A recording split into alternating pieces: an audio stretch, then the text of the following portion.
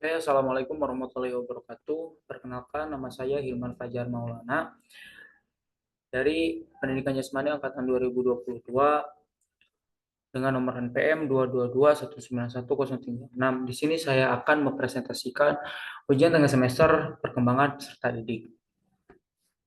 Oke, langsung saja.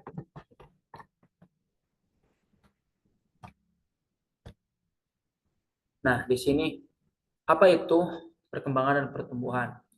Perkembangan adalah suatu proses pematangan dari sel-sel tumbuhan tubuh menjadi kedewasaan disebut dengan perkembangan. Dimulai dari kematangan fisik, perubahan kecakapan, dimulai emosi dan pikiran menuju kedewasaan. Perkembangan tidak dapat diukur dengan angka seperti pertumbuhan yang dapat diukur dengan angka.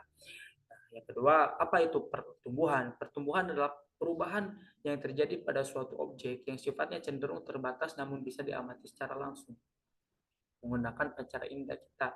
Jadi bisa kita simpulkan perkembangan adalah suatu proses yang tidak bisa dilihat dari secara kasat mata. Kalau pertumbuhan bisa dilihat dan bisa dihitung oleh kasat mata. Nah, seperti apa pertumbuhan? Seperti bertumbuhnya berat badan, bertambahnya tinggi badan gitu kan bisa diukur dan dilihat secara langsung. Tapi perkembangan tidak bisa. Oke, langsung saja. Apa perkembangan dan pertumbuhan manusia? Tahap perkembangan dan pertumbuhan manusia ini. Di sini ada tahap prenatal, adalah dalam kandungan. Ini berusia dari biasanya 9 bulan ketika ibu sedang mengandung. Yang kedua fase bayi, yaitu ketika si ibu sudah melahirkan. Nah, di fase bayi ini yaitu pada rentan usia 0 sampai 5 atau 6 tahun. Yang ketiga yaitu fase kanak-kanak awal. Fase kanak-kanak awal disebut juga sebagai prasekolah, yaitu pada usia 5 sampai 6 tahun. Yang keempat yaitu fase kanak-kanak tengah dan akhir. Di sini rentan usia pada umur 6 sampai 11 tahun. Oke, seterusnya ada fase remaja. Fase remaja ini yaitu fase di mana masa transisi antara masa kanak-kanak dengan menuju kepada kedewasaan antara rentan usia 14 sampai 15 tahun.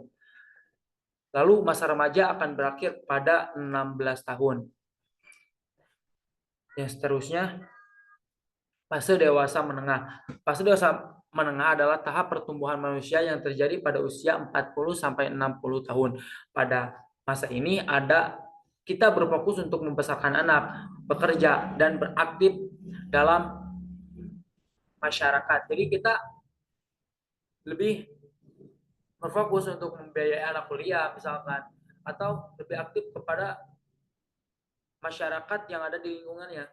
Yang terakhir adalah ada fase dewasa akhir. Di sini yaitu rentan usia 60 tahun ke atas. Dan di sini juga waktu fase dewasa akhir terjadi penurunan. Tahap ini terjadi pada usia 60 tahun ke atas. Oke, selanjutnya ada faktor perkembangan dan pertumbuhan. Di sini ada 4 faktor. Yang pertama nutrisi, yang kedua kondisi psikologis, yang ketiga lingkungan, yang keempat biologis. Nah, ini faktor sangat sangat berpengaruh dalam perkembangan dan pertumbuhan si anak. Seterusnya prinsip perkembangan manusia.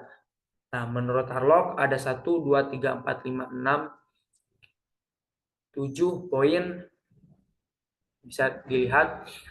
Yang pertama mendapatkan perubahan, perkembangan awal lebih kritis, merupakan hasil proses kematangan dan belajar, pola perkembangan dapat diramalkan, karakteristik yang dapat diramalkan, terdapat perbedaan individu, memiliki bahaya dan potensial. Yang seterusnya tugas-tugas perkembangan. Di sini ada pengertian menurut Hafigas, tugas perkembangan adalah tugas-tugas yang harus diselesaikan individu pada fase-fase atau periode kehidupan tertentu. Dan apabila berhasil mencapai mereka akan bahagia, tetapi sebaliknya apabila mereka gagal akan kecewa dan dicela orang tua atau masyarakat, dan perkembangan selanjutnya juga akan mengalami kesulitan. Di sini ada tugas-tugas perkembangan pada setiap fase perkembangan. Ada 3 golongan, yaitu tugas-tugas perkembangan pada usia bayi kanak-kanak, yaitu dalam usia 0 sampai 6 tahun. Yang kedua, tugas-tugas perkembangan pada masa sekolah pada rentan 6 sampai 12 tahun. Yang ketiga, tugas-tugas perkembangan remaja dan dewasa. Nah, di sini ada beberapa poin tugas-tugas perkembangan pada usia bayi dan kanak-kanak. Oke, langsung ini tugas-tugas perkembangan pada masa sekolah 6 sampai 12 tahun. Ada sampai A sampai dengan I poinnya. Yang seterusnya ada tugas-tugas perkembangan remaja dan dewasa. Nah, dari 3 slide tadi, tugas-tugas perkembangan dari masa awal sampai masa dewasa itu menurut yang saya baca dari literatur, yaitu saya mengambil dari Robert J. Havergas tahun 1961. Oke, selanjutnya di sini ada peran sekolah. Yang pertama hubungan sosial, yang kedua pencapaian kematangan pribadi, yang ketiga penetapan keimanan pada Tuhan Yang Maha Esa. Di sini ada peran guru. Yang pertama, guru sebagai organisatoris. Yang kedua, guru sebagai demonstrator. Yang ketiga, guru sebagai pengelola kelas. Yang keempat, guru sebagai fasilitator. Yang kelima, guru sebagai motivator. Yang keenam, guru sebagai inspirator. Yang ketujuh, guru sebagai klimator. Yang ke-8, guru sebagai informator. Yang ke-9, guru sebagai inisiator. Yang ke-10, guru sebagai kulminator. Yang ke-11, guru sebagai evaluator. Nah, di sini guru berperan di kelas untuk menghadapi peserta didik terus harus menguasai poin-poin ini. Karena ini emang peran guru gitu. Sebagai calon guru kita harus mempunyai peran seperti ini. Oke, langsung saja tugas guru. Ini tugas guru dibagi 2, ada tugas umum dengan tugas khusus. Mari kita sebutkan tugas umum, yaitu tugas guru secara umum adalah mendidik dan operasionalisasinya. Mendidik adalah rangkaian proses mengajar, memberikan dorongan, memuji, menghukum, membentuk, contoh, dan membisakan. Yang kedua, tugas khusus. Yang pertama sebagai pengajar, sebagai pendidik, dan sebagai pemimpin. Nah, di sini tugas kita yaitu sebagai guru. Apalagi kita kan pendidikan jasmani, sebagai calon guru harus tahu tugas apa yang harus kita lakukan ketika kita sudah mulai mengajar. Oke, selanjutnya, nah di sini ada kenakalan remaja. Mari kita lihat. Di sini ada, nah ini foto salah satu kenakalan remaja pada zaman sekarang. Seringnya tawuran, pembegalan, pembacokan, kan itu banyak sekali kenakalan remaja pada zaman sekarang. Itu menjadi suatu masalah besar yang apabila tidak ditekankan, diberhentikan, akan menjadi lebih besar kenakalan remaja ini tersebut. Nah, di sini ada pengertian. Menurut Kartono, ilmuwan sosiologi, kenakalan remaja atau dalam bahasa Inggrisnya dikenal dengan istilah juvenile delinquency merupakan gejala patologi sosial pada remaja yang disebabkan oleh satu bentuk pengabdian sosial. Akibatnya mereka mengembangkan bentuk perilaku yang menyimpang. Oke, slide selanjutnya. Nah, di sini ada faktor penyebab kenakalan remaja. Ada 2 faktor. Yang pertama faktor internal, yang kedua faktor eksternal. Nah, apa itu faktor internal? Faktor dari diri si remaja tersebut. Jadi contohnya kurangnya mengontrol emosi, kurangnya menahan nafsu. Apa yang diinginkan itu biasanya pada kenakalan remaja itu harus mau yang bagus, mau yang jelek itu harus didapatkan seperti itu. Yang kedua faktor eksternal. Nah, di sini banyak faktor eksternal, banyak sekali. Tapi saya sebutkan 3. Yang pertama faktor keluarga, yang kedua faktor lingkungan, yang ketiga faktor lembaga pendidikan. Jadi kenapa saya sebutkan 3? Karena menurut saya faktor ketiga tersebut itu sangat mempengaruhi faktor eksternalnya, faktor dari dirinya sendiri. Jadi faktor eksternal kan kita baru lahir, kita tidak tahu apa-apa. Nah, setelah lahir ada faktor keluarga yang mengajarkan kita mana yang harus dilakukan, mana yang harus tidak dilakukan, seperti itu. Setelah itu, setelah ada faktor keluarga, kita beranjak, kita bermain di lingkungan, kita bermain kepada teman-teman. Nah, ini faktor lingkungan. Apakah kita akan terus niat gitu untuk melakukan apa kata orang tua kita yang baik-baiknya, seperti itu.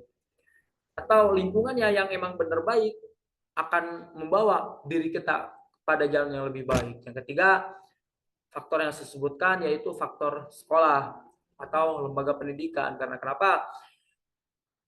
Dilihat dari kita sebagai peran guru, kita bisa memberi pemahaman, mengajarkan kepada remaja-remaja pada zaman sekarang untuk bisa melakukan hal-hal yang baik. Karena kenapa?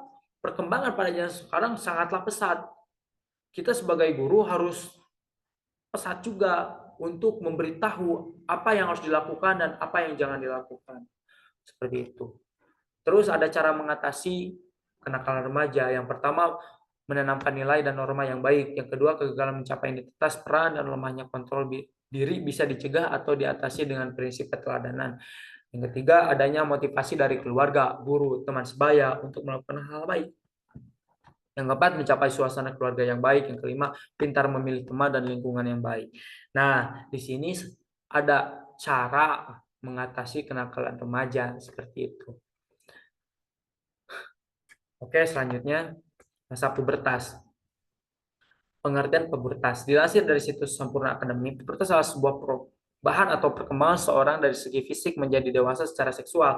Pubertas yang terjadi pada anak laki-laki dengan anak perempuan berbeda waktunya secara umum. Bersifat pada anak perempuan terjadi lebih cepat dibandingkan dengan anak laki-laki. Pubertas pada anak perempuan terjadi pada rentang usia 10-14 tahun, sementara laki-laki pada usia 12-16 tahun. Yang seiring dengan perbedaan berbeda-beda, kondisi tubuh manusia, proses itu bisa terjadi pada waktu yang berbeda-beda. Oke, selanjutnya ada ciri-ciri pubertas. Yang pertama, ciri-ciri pada perempuan yaitu menstruasi pertama, payudara tumbuh hingga seperti orang dewasa. Yang ketiga, mulai tumbuh jerawat pada wajah. Yang keempat, mulai tumbuh bulu halus pada ketiak dan alat kelamin. Yang kelima, pinggul mulai membesar. Suara dan sementara pinggang mengecil. Yang keenam, suara lebih melengking. Yang ketujuh, berat badan mulai meningkat. Yang kedelapan, lebih mudah berkeringat. Yang kesembilan, tinggi badan dan meningkatkan drastis setelah menstruasi. Yang ke-10, mulai mengalami keputihan. Ciri-ciri pubertas pada laki-laki, yang pertama pertumbuhan penis dan testis, yang kedua tumbuh rambut di ketiak, wajah, dan alat kemaluan, yang ketiga tumbuh jakun, yang keempat suara menjadi lebih berat, yang kelima badan mulai berotot, yang keenam mengalami mimpi basah, yang ketujuh mulai bertambah jerawat baik di wajah maupun di badan, yang kedelapan tinggi badan mulai bertambah 7-6 cm setiap tahunnya. Nah, di sini ada cara mengatasi masa pubertas. Pertama, belajar beradaptasi. Yang kedua, bertanya kepada orang tua. Yang ketiga, pilih pergaulan yang baik. Yang keempat, menjaga kebersihan kelamin. Yang kelima, konsumsi makanan sehat. Yang keenam, bersifat positif. Yang seterusnya, terima kasih. Mohon maaf apabila yang tadi diucapkan saya terjadi ada kesalahan atau kekeliruan. Mohon maaf sekali. Sekian, assalamualaikum warahmatullahi wabarakatuh.